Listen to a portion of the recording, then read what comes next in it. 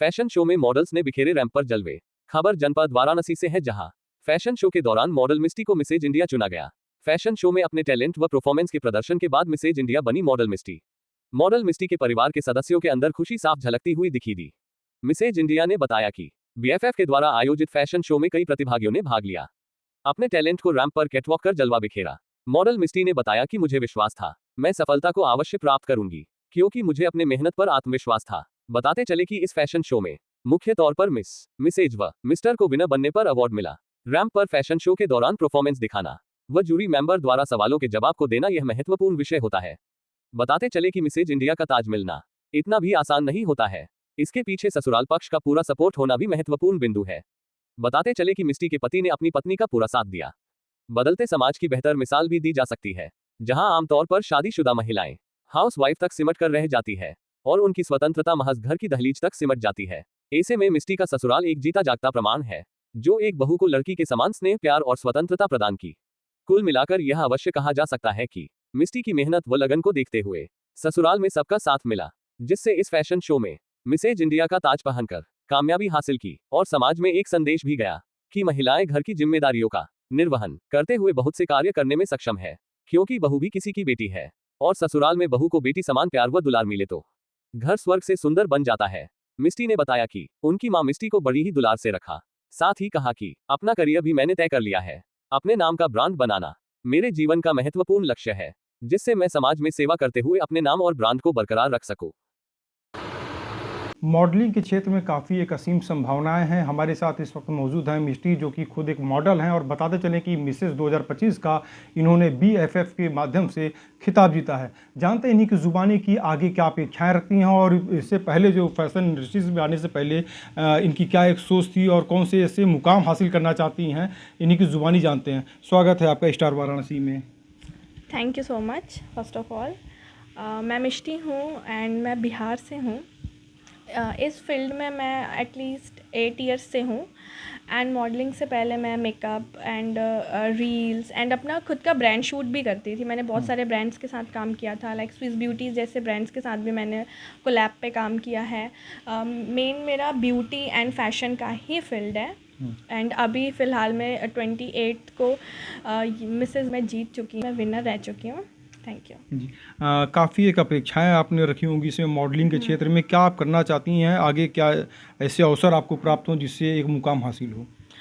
Modelling के through मुझे बहुत ज़्यादा पसंद है ब्रांड शूट करना। मैं बहुत अच्छे अच्छे ब्रांड्स के साथ मैं काम करना चाहती हूँ एंड मैं खुद का भी एक ब्रांड क्रिएट करना चाहती हूँ एंड मुझे इस फील्ड से नेम और फेम मतलब जैसे कि पहले भी मिला था एंड अब तो मुझे और ज़्यादा मिलने वाला है। जी। माध्यम से इस फैशन शो का आयोजन किया गया था, काफ़ी लोग इसमें पार्टिसिपेट किए थे, कई राज्यों से लोगों ने यहाँ पे शिरकत किया था, मॉडल्स थी और उसके साथ साथ उनके मेकअप आर्टिस्ट थे। क्या मेकअप आर्टिस्ट और मॉडल्स के बीच में आप कितना अंतर देखती हैं?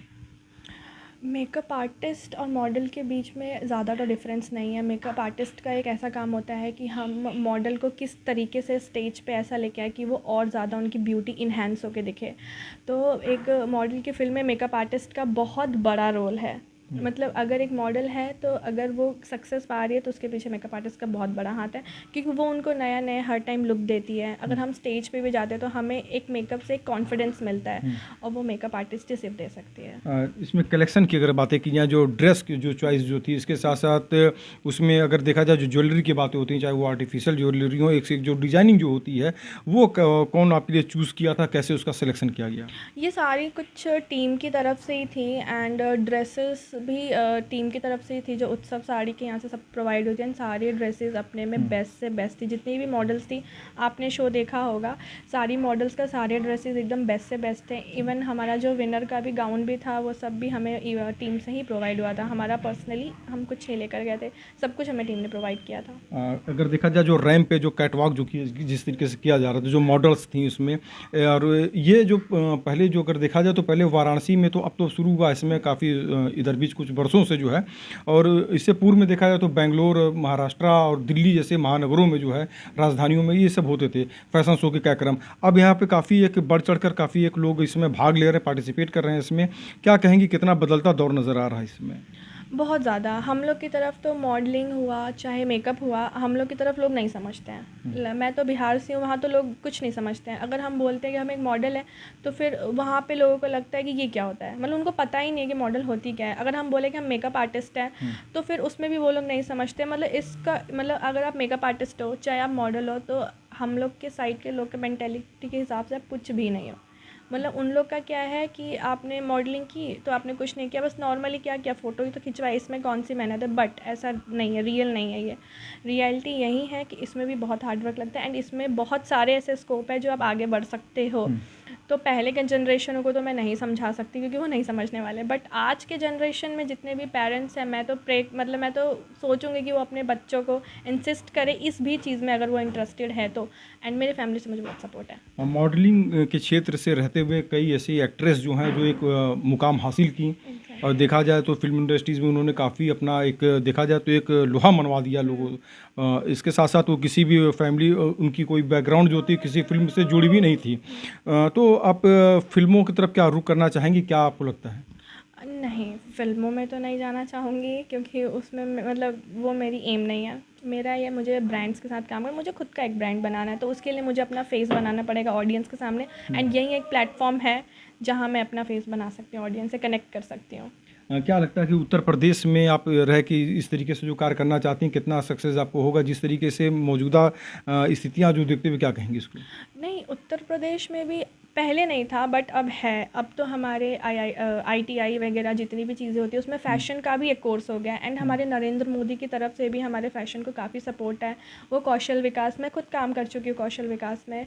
कौशल विकास जैसी बहुत सारी ऐसी संस्थाएं चलती हैं जो फ़ैशन, ब्यूटी, मेकअप को लेके आगे बढ़ रही है। तो अब तो मुझे लगता है उत्तर प्रदेश में हमारा बनारस भी इस चीज़ में बहुत डेवलप कर चुका है। एंड आप देख भी रहे होंगे आए दिन, हर हफ्ते, हर महीने कोई ना कोई इवेंट वाला कोई ना कोई शो ऑर्गेनाइज करता है। एंड अब फैशन फील्ड में बनारस भी मुंबई एंड दिल्ली को टक्कर देगा ही देगा। देखा जाए जो वाराणसी है काफ़ी सुर्खियों में रह रहा है, काफ़ी लाइमलाइट में है। पीएम नरेंद्र मोदी यहाँ से सांसद हैं, देश के पीएम हैं, तो बनारस काफ़ी इस समय सुर्खियों में है इस समय। तो बनारस में और कितना बदलाव देख सकती हैं, कितने बदलाव पहले और अब की अपेक्षा में आपको नज़र आते हैं? अ, मैं बनारस में जब आई थी तब फ़ैशन को लेके मैं नहीं सुनती थी कुछ भी। शायद मैं इस फील्ड में भी नहीं थी, मैं एक स्टूडेंट थी। बट अब तो काफ़ी बदलाव हो गया। अब मुझे लगता है अब हर घर में एक नया आपको टिकटॉकर दिखेगा।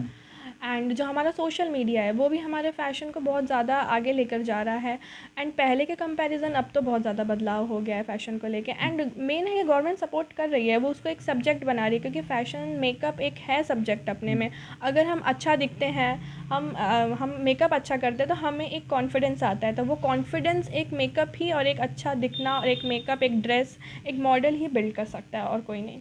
बताते चलें आपसे कि सबसे बड़ी बात इस समय निकल के आ रही काफ़ी कि जो बदलती हुई जो टेक्नोलॉजी जो है उस टेक्नोलॉजी का सीधा लाभ जो है नए युवाओं को मिल रहा है। और इससे पूर्व में अगर देखा जाए जो काफ़ी लोग संघर्ष करते थे, मुंबई और दिल्ली जैसे शहरों का रुख इख्तियार करते थे, जाते थे वहाँ पे अपने सक्सेस के लिए, सक्सेस चक्कर में जाते थे, घर द्वार छोड़ के जाते थे लोग, काफ़ी संघर्ष करते थे। अब जो टेक्नोलॉजी जो आई है इसमें अगर देखा जाए इंस्टाग्राम, फेसबुक और इसके साथ साथ यूट्यूब, तमाम वो प्लेटफॉर्म हैं, कई एक ऐसे प्लेटफॉर्म और ऐप हैं जिसके माध्यम से लोग अपने आप को कहीं ना कहीं से सक्सेस कर सकते हैं। उनके पास अब अवसर काफ़ी हैं और काफ़ी एक संभावना है। टेक्नोलॉजी को कितनी शुक्रिया आप अदा करती हैं? बहुत ज़्यादा। मेरे को तो जो भी नेम फेम, इवन मैं मिसेस इंडिया BFF की तरफ से बनी हूँ वो भी मेरे इंस्टाग्राम की वजह से। वहाँ से मैंने बहुत फॉलोअर्स गेन किए। मेरे बहुत व्यूवर्स हैं जो मुझे बहुत सपोर्ट करते हैं। अगर मैं मेकअप में भी काम करती हूँ तो भी मेरे व्यूवर्स मेरे को बहुत सपोर्ट करते हैं। एंड मेरे लिए तो मेरा स्टार्टअप इंस्टाग्राम है। सो मेरे लिए तो सब कुछ इंस्टाग्राम ही है।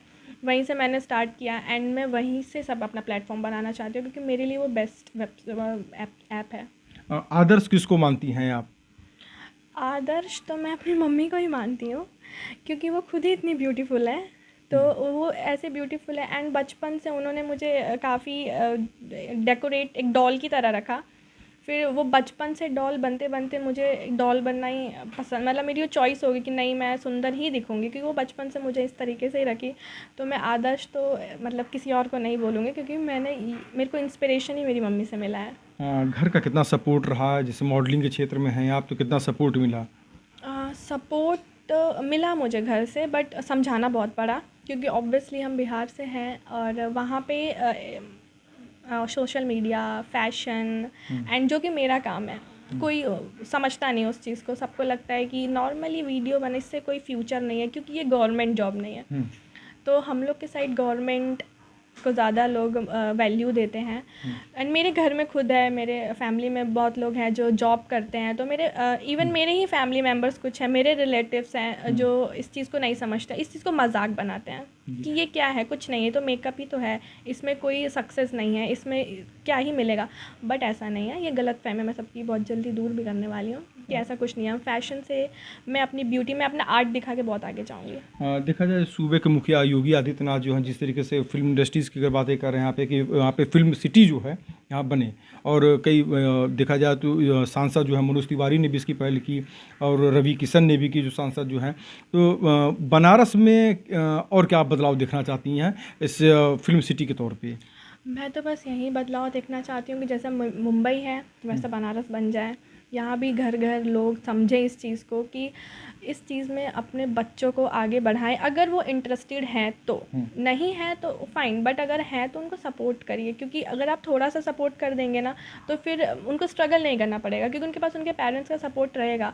तो इस फील्ड में भी अगर मतलब मैं खुद एक मदर हूँ एंड मेरा खुद एक बच्चा है एंड वो इस फील्ड में जाता है, तो मैं एज अ मदर उसका फुल ऑन सपोर्ट करने वाली हूँ। तो मैं भी ये चाहूँगी मेरी तरह सब अपने बच्चों का, चाहे वो लड़का हो चाहे वो लड़की हो, इस फील्ड में सपोर्ट, क्योंकि इस फील्ड में भी इंसान बहुत आगे जा सकता है। नेम, फेम, पैसा, इस फील्ड में तीनों है। अच्छा, जब फैशन शो का आयोजन जब चल रहा था, उसके बाद जब फाइनल जब राउंड हुआ, कुल कितने राउंड हुए थे इसमें? टोटल 3 राउंड हुए थे। फर्स्ट हमारा हमारे बनारसी कल्चर को दिखाया गया था, साड़ी को। सेकंड राउंड हमारा फंकी राउंड था, जो कि सारे कंटेस्टेंट पे डिपेंड करता था कि आप कौन सा कैरेक्टर चूज़ करना चाहते हैं। एंड उसमें भी मैंने कैरेक्टर इंडो वेस्टर्न चूज़ किया था। मैं इंडो वेस्टर्न दिखाना, मेरा कैरेक्टर वो लेने का मतलब ये था कि लोग सोचते हैं कि साड़ी एक बहुत बोरिंग सा है, कि साड़ी को हम मतलब बहुत बोरिंग साड़ी लगता है, बट नहीं, हम साड़ी को भी इंडो वेस्टर्न तरीके से कैरी कर सकते हैं। हम साड़ी को भी अच्छे अच्छे इवेंट्स पे कर सकते हैं। एंड मुझे लगता है कि साड़ी से बेस्ट ड्रेस एंड साड़ी से ज़्यादा ब्यूटीफुल कोई भी लड़की किसी भी और आउटफिट पर नहीं लगती है। ये मेरा पर्सनल पॉइंट ऑफ व्यू है।